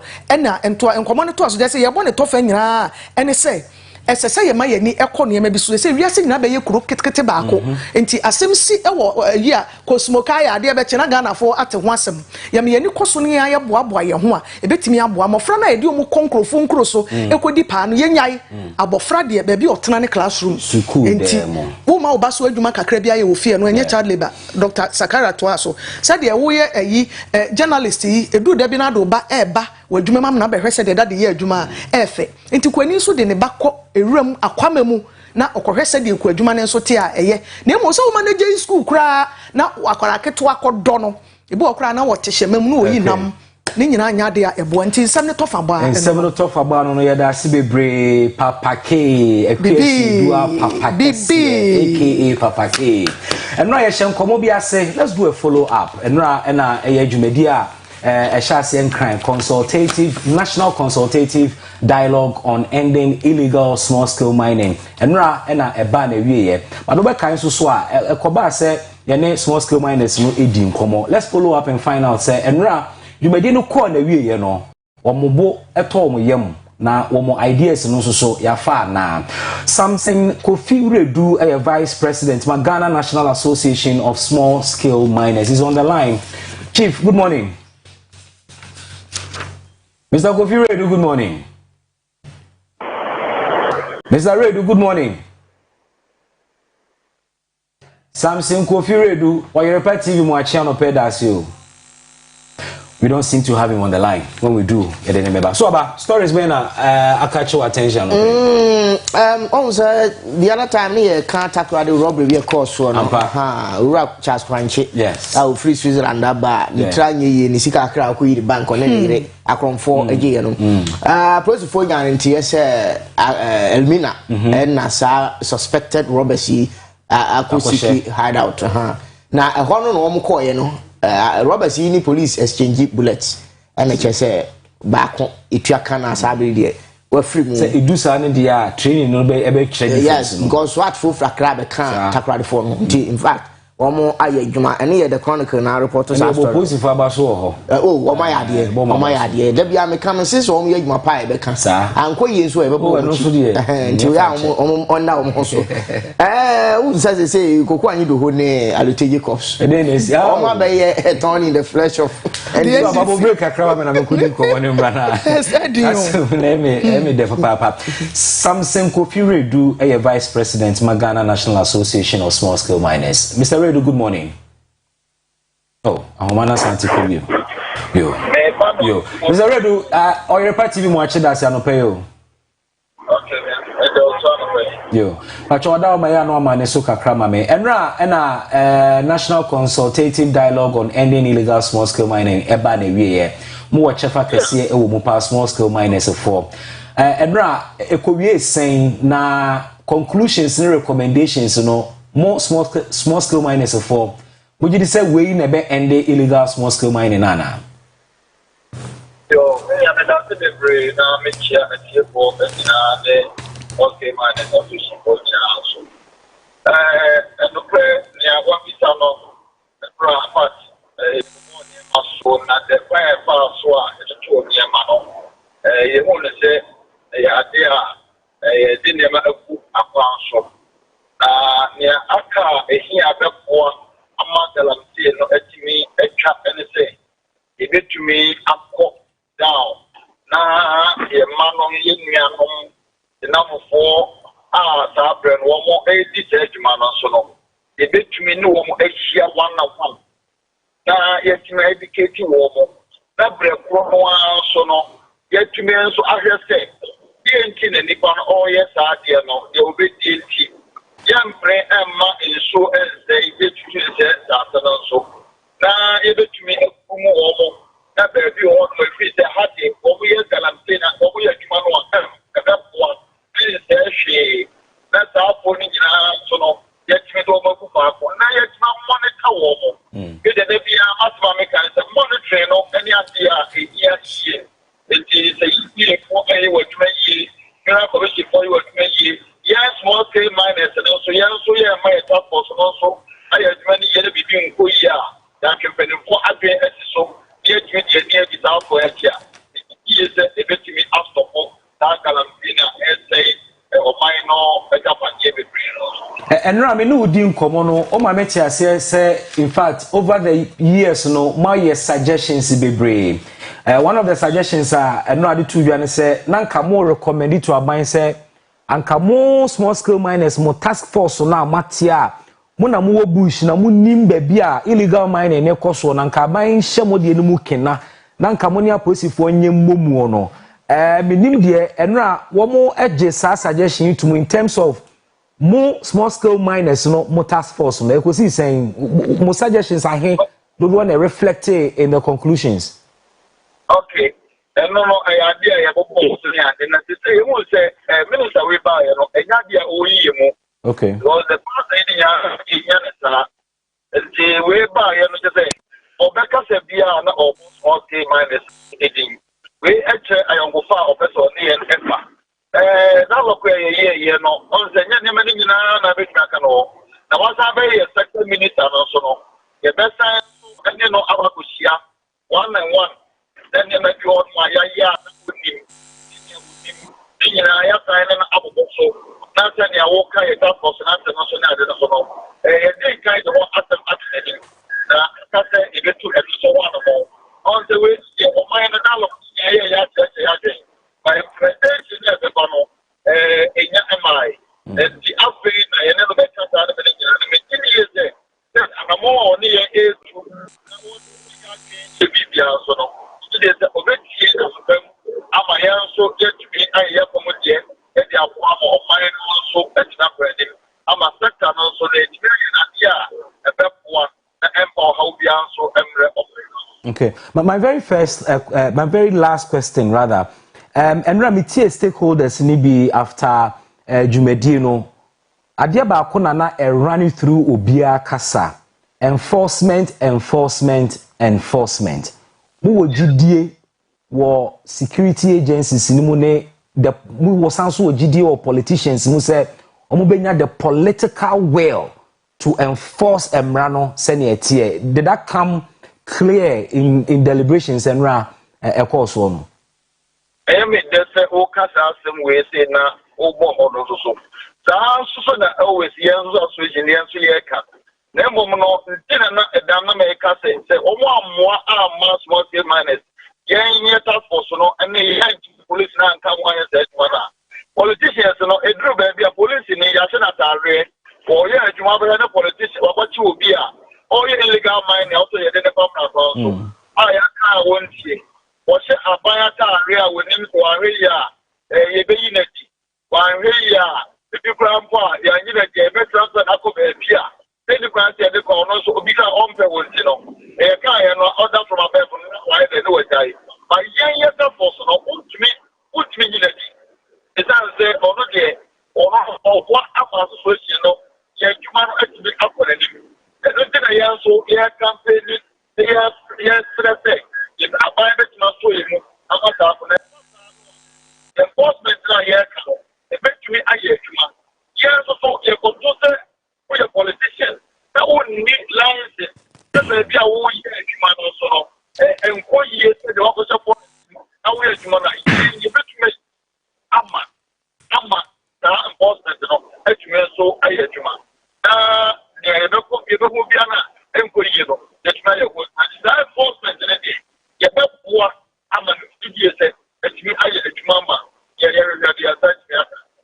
Yeah, Mr. Redu. Ebeda si bebre Oyerepa TV da se brano ye frewa ojibre emayen ene kasa ya me sha ye da si bebre Samson Kofi-Redu, a vice president, Ghana National Association of Small Scale Miners. So abanoka kokwa nyu do hone.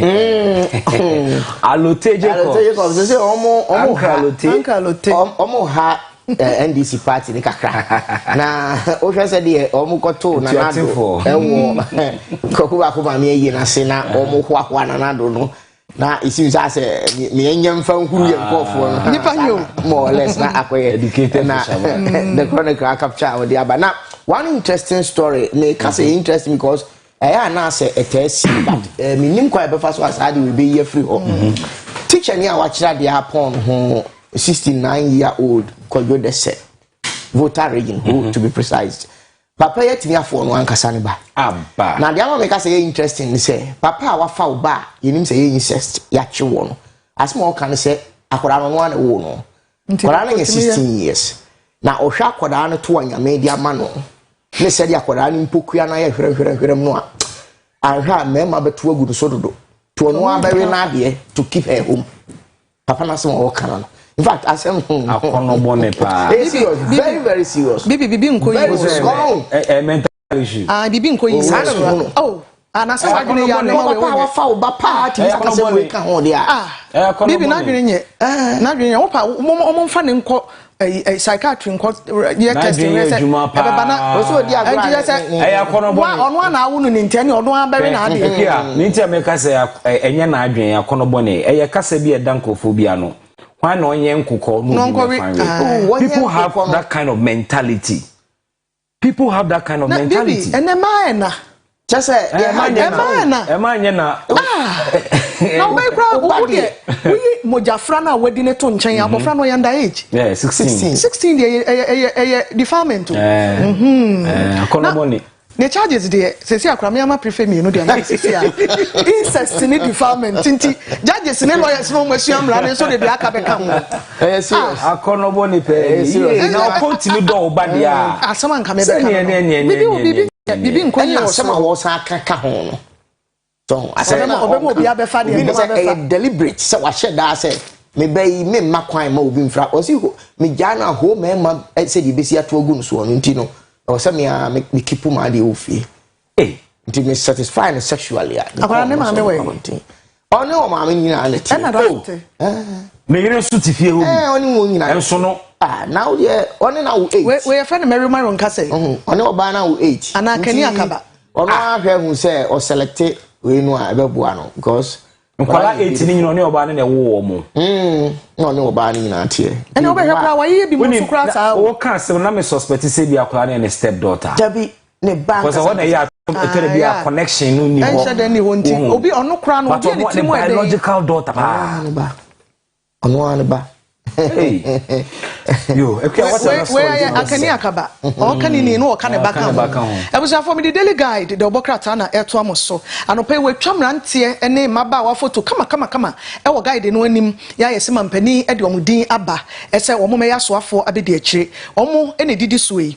Lawyer Alfred Tuanyeboa Bono region ono ne Ghana Bar Association dwom training waboni din Mavis Nkasabuodu edin wom Herbert Krampa Moses Enim Fati Abubakar Obi Amoa Nanadoku a Ekropon na fe William Oreku Edu Kwabre West omu nyina wo se na piki 18 deputy ministers na ode omaba na baabi a ministry a obi a ekonie na wo kire se kane ahafo regional minister Ivan Sopoku Bobie ono na wayi no sonko deputy minister youth and sports ministry na Obi Amoa wo se ibonso Amoa nso Ekuapem South MP na one Collins Ntim ono so ofenso North MP omo so retain omo se deputy minister so local government ho nti omo so beto awadwuma so akoboa yira danko akubotwe ewo ho Dina Asona Badapa ono enso waboni din ene lawyer Tuanyeboa ese omo so nkoboa attorney general Godfrey Yeboah Dame se de mrante ne maba wa no attorney general two deputies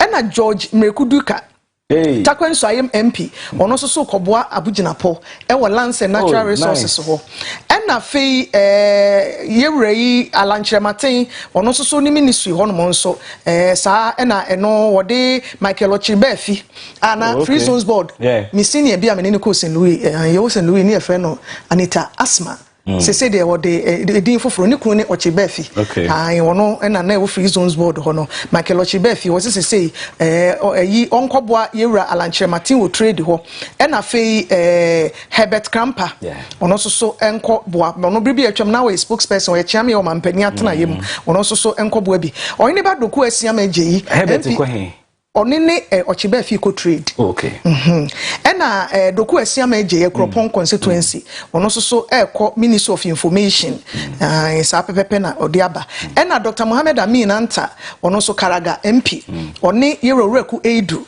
enso ekoboa Dr. Napo ewo energy ministry ho na wereku kra de wereku de no ho dada nti okotoa na adwuma eso afi ye free ho a Andrew Ejapamesa second MP mo friend say mo woni claim bi se babo se bibi enementi wono so koboa Dr. Matthew Poku Prempe wono de no ye enhyeda nye deputy minister na me so okoboa no ne office wankasa ewo dwumenti akekabo ma no omo ayemiensa ewo ho no mo na fei Fati Abubakar wunu aba Fati lawyer ono so deputy communications okoboa Kojo Oponkroma wo Ministry of Information na Charles Duboahen so Professor Duboahen ba no benya mienu na Professor Duboahen ba no wo se no wo ye ka ne sen na o deputize ma yera oforiata ono so Charles Duboahen ene abno se asare omo so ebeboa ke no oforiata saa to mo so maintain omo so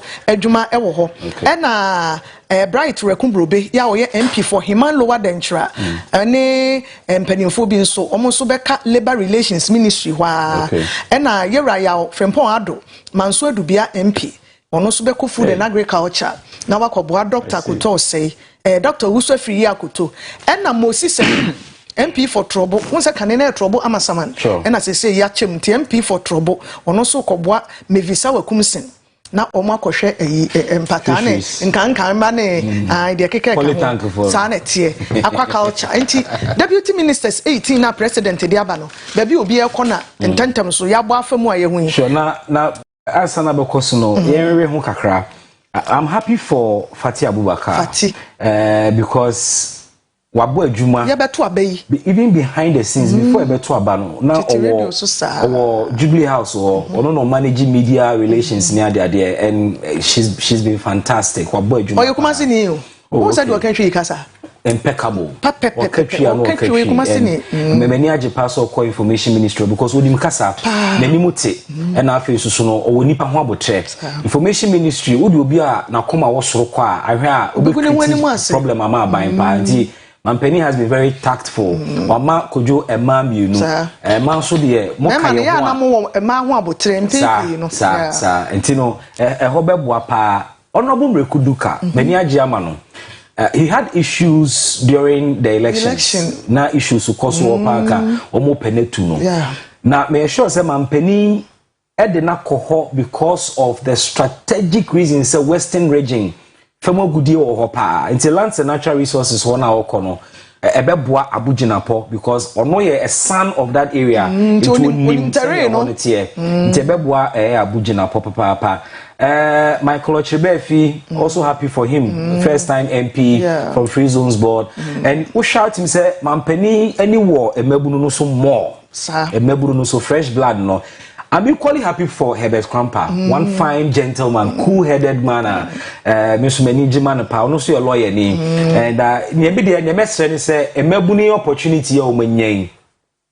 Womo Emma ade nya kono na momo mama mpani nsam kosi fom because you who be pain aban bi ba exactly nti yen na wo say etimi redeem your image ya argument no ye ma mabunu kwan akwanya na ba ye hunu bi emebunu bi benya atumi no afi no omo begrisi ye konso disika penesi o mani so ni ade ye be sere se we mu de omo hwe na adwuma no enko yie ebeboa pa enti sana delegate de aba na osi awa Africa World local flights omo make test flights to ho. They say whole airport already. I general omo test flight.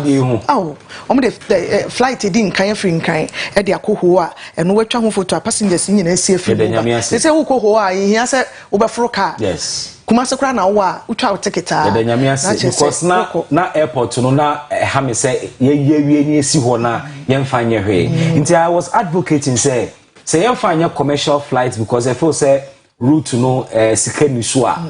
Ye mfa trainee pilots, ye mfa trainee air hostess, me omo person omo ye adwuma in aviation sector. But I'm happy say ye be no finally say commercial flights about the test flight ko. Oh wow. Nti asamu what daily guide mo ni titu wa kra no. Me fa graphic okay so okay. Mama fa one interesting story bin so happy ha emra. On say na ye de emra bi akoto na hye ba ye fi senka ye hwe na ye towing levy. Towing levy no ho asama sa pagya bi. Ni na ne say road safety for chese said the accident is ya quantum ponso no. E na say no akwampapa ne eku yen. Ese ye buei. Akwampapa ne ye buei. Enti ne ye de towing levy ni ba na boa ma ehyen no nya yisa. But okay argument e course during South toll levy. Seriously. Because me issues are not man for baby one say I say the adwuma na mani pa baako. Meanwhile towing services companies baby o man ni mu. Nti adentina and one of the issues nso ne say ye tua in advance the atoho. O ka nkwanko say a na mani aban na yadwe. Wan nkonkonye benefit bia. Meanwhile na company ni de wenye sika no. Meanwhile wanye ho adwuma bia. It's insurance policy. Exactly. Nti say dey ba I was say aban tenase na o hye ni ye na o take into account sa argument we ye emra no mo hye ase de aba no accident sisi within this week em say ba ko mienu em say ba ko e na except track bi a parking obi de kokko hye e na o mo de gina so de twen asem we asan ba biem me de misusu se enkomo no ye ndi ni ye na pepre ye mremu because say no ye towing services bebre bibi ni nyina mo decentralizing pay as we told. Sharp. Over for card me to That's right. Paying crime. I can't say I give me to. SCCMZ. No, dear, many are buying your vendor. Obi to my money than a company or I just are buying business and what means survive as a private person. Maybe I just a company and I am on a contract. Innovative ideas. We're innovative. The informant they buy. And you carry the graphic to us. Now you're a Jana painting, maybe a chono GBC and paying phone bina was a broadcasting bill. Also be the NMC National Media Commission. Or say broadcasting bill no. Young Fanya very important. Yan pass it. Na ya train no ya na mfa so bia emma. Graphic corona dia ba moto we consultations. Omo ba be ye Abuja po initiative ni bi. Ehia pa. E na moto we lights no ye say substandard. Minim say Ghana Canadian Standards Board. And I say Standards Authority. Penny oda no ye Professor Alex Dodo. Ono ni Director General. Na standards no ye de enioma ne bus system num ansa na yakasa ye substandard and also say ba ye the first standards num ansa na ye release aba system no. The difficulty is say ultimate co factory hon konko check ansa na ye de aba nti eba bedu a bedu wi a na ye hwe ukọ Temaport a ye wo Ghana Standards Authority desk wo ho omadwuma ne se omo check sa na ema no nti eba bedu a e na wo so omo check kra ansa na badwum na Ghana adwuma ya no I'm happy say omo some install lights na we answer no mu and no just local industries no kra no say Ghana Standards Authority for policy be say what manufacture the na we no you have to get a quality control officer or no with Ghana Standards Authority for a policy no betimi ahwe hu say ade no yes ba market ansa na odi aba enti how come say niam no babontin wi a asana ya kwa check nti yanhwe ba bia no ne be kwa kosie na text flight a ekọ ho nra no eno so an nsem titire ha galam se nso ho nsensem eka ho e wa ha graphic mu very well amount for the messages aba na wo mo hwe yen e wo Facebook ye da mu nyina ase mo amo hwe yen dwumadie no e wo Facebook mefa Facebook messages ni bi entwemo. This one says that good morning Oyerepa TV crew, I'm happy to watch you this morning. The issues you are discussing are very important, but I doubt that our policy and political leaders are listening. Pacho next time no my hunu wo.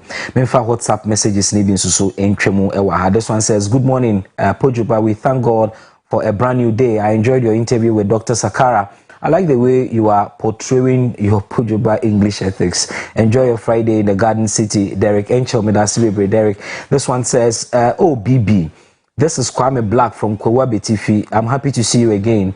BB, this... Okay, Osan repeated the same message. Well, Ose President Akufo-Addo is 100% right. We cannot amass wealth at the expense of our natural resources. We must protect our lands, rivers, and water bodies from galamsey and illegal mining. Ya Osankide Edifri Taifa Ena Ode Eno Abba. Good morning, OBT. God bless you for the good work you're doing and your team. Bibi, do we need to have 3 deputies in some of the ministries? Mr. President, kindly cut the size of your government. As for the COVID fund, government must account to Ghanaians how it was used. Hashtag OBT or say hashtag Sinopis Tanya Kono Edifri Sege in Ada Ena Ode Ebaye. Mefa last one we intremuna yenko musical break imra. Good morning, bro. I was at this cocoa growing area for about 8 years and there isn't anything like child labor. These farmers are training their children and they may leave the trade with them. Maybe these children school under trees, walk for about 6 miles in and out of school. Sometimes they have to travel in Aboboya. The roads are not good. EU must rather think of the galamsey issue. Have a nice day. Or say a friend of Reverend Lee Stowell or the Free Swami and or the Abba Reverend. Yada Sibibre. Also be to me to Adrian Chaba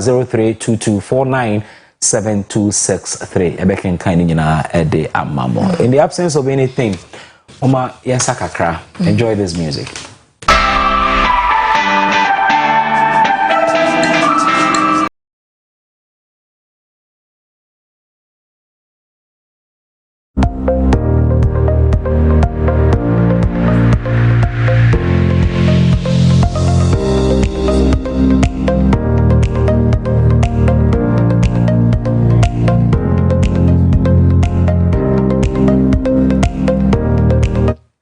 Ebusiafo yamamunyina akwaba ebio eha Oyerepa television eso ebre aso se ye de Ghana te sen ebre mu ye bisa so mpotamo te sen obro no a wote so etesem mantama a wotimu etesen ni nyina kabom ena ma Ghana ye hunu de atosin ene de atechima ne atumi asiesie ni akoyenim ene Ghana te sen dwumedie ye tutu ye nan na ye de akọ barekese a ewa santimantam mu ekrobi eben ho a ye freni fufuo Barekese ewo atwema Nwabiagya North mensinimu ewa santimantami emu na ensuo hunsem akoye ade aya ho kire papa ede ama omanfo no omo ebe Barekese water dam anaso se headworks a omo eneso ne nsuo ye ne kama ede emma supply wa santimantami mu eni nkroto ahodo bebre so na nso so omo a ebe nsuo ne ho no omo edi ensukom nyina no se fufuofo ese na omo ewo nsubura eye water boreholes ma akomako edumienu ene ya ye kase emu nwotwe emu ana aseye amanaka enan pe ne nan no aka no omanfo ni nipadodo ewo fufuo no nso no enso wo mo enti de wontumi nkwoto santini ni light ententen so no na akope nsutini bi ewo ho na eja akose bi na enso se nsutini nso anantwie enwan mponche enkraman enkokọ ubekọ mu nyina ekotokoto a wo mo enum bie a sesei sabi enipa ene emoa ene eche nsuo nom yensem training Godfred anim ene adwumayefo nkaye etu anamo ekọ Barekese fufuo amane ebo a omo de abre yini Pie mo Barekese fufuo atwema Nwabiagya North abato amposo eso ewo asante mantem ha adehye wa ha no wonsuo ho nsem no aye bibie ho ni nyina ne se kinkran ye pipe na wobuo ni nyina asese enam so amasese de adehye na fom su na wosa na odibia dware wanom bi odibia siniema woni enwan anantwie na sasa efom su ye ne bi bedi nkomo ni ahwe won hawo no se de sitie na base no ene se ye wo boho bese du mienu enso so America kra twam bese emu enwotwe asem amaka enan pe nipa bese 6000 aye okrum ha nan na ehwe yeso enan ne so kra position yie akodifa amaze se soro bongrofo no de emu ewo ahochirim pa wonsuo ho na ya na msa adwene se Barekese tufufuo se wani abere kra obetumi afafo makọ enso ho na dam kese ye supply kumasi nyina nsu eda na fufuo de yentimi nya barakase nsu pai bi a eduro wo mu eno na da bia ye no mbo ho ye nya no nso a ye sansa efom nsu Lede Osman Mohammed ntimi akramoni ye wosoro hanu no ya pipe nyina sai nsuo ya numini nsuo no so afatase ya banu sa nsuo no na twe nyina mbo nyina num nsuo no anam se nsuo ne soro hanti pipe nyina sai ana ya ka mbo no ha ye de anum nsuo no nti nsuo no ya num a ya sakofia just ya noa aswane so asa na ye de ye nom nti nsuo no so no before se oba noa asa aswane so no ye wosoro na ye kremofo no ye kiri sa nsufie no nti yesra ban se yesra na ada ne dawruma ombo boye ye wosoro hanum no womba ye nsuo no ye de amaye enso ho den pa fufu kromu a ke ye hu ka barakase dam e wo hanka pipe de na nka aba enso bra wo ko gina pipe anu no nsia ni pa wasesa galon bebre odeko se de be si aton ho aye wo no enso ho den pa wa ba time wo na wa twen amasa ase ekonso adentia yanso eto abantia sra abanse o mensuo mmra ha yanso ho nto ye ha ye ne se ehia nsuo okrom ha ekonso aye bre abatan fo e wo so de ensuo ni ha cheso kwata paafo anu a ye bedi watam se otimi sunu abatena fie onye nsuo no anya bidi anu odiane onye bidi amawukunu timi kwata paafo anu timi se same ne ma ba fie no masu san na mde komo na madanti esra abanse omommo aye no ma ye nsuo ni ade a ehia ye paa e wokuru ha ye srema fufuo ya blaboni o ye nya nsuo na me kunu ya assemblyman fufuo pipe yi won etu ni na wo wu ye ye fra no nsia baafo killer wa ye bi wokuru yi mu paa wo free so no sese wa show bla ye brehwe jadi kan e na fiofia me pesa me call ya se atosa abi nsuo kure me nya bi mumu aye pa mumu aye na mamu aye ni dia yewu ye nya nsuo eti mumu aye pa eto aba kuro yi mu ye to aba pa ye to aba enso ye nya mo bia emfiri ba bia emebo aye nya nsuo